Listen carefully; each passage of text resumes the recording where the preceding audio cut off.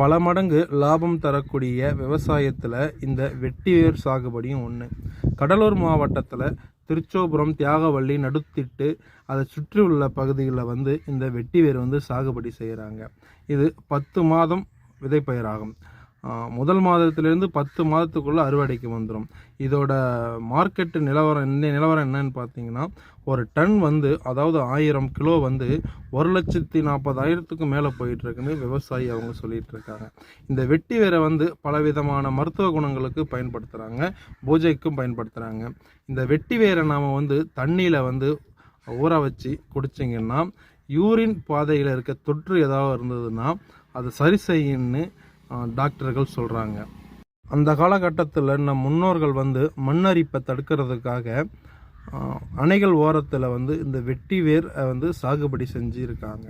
மண்ணரிப்பை தடுக்கிறது மட்டும் இல்லாமல்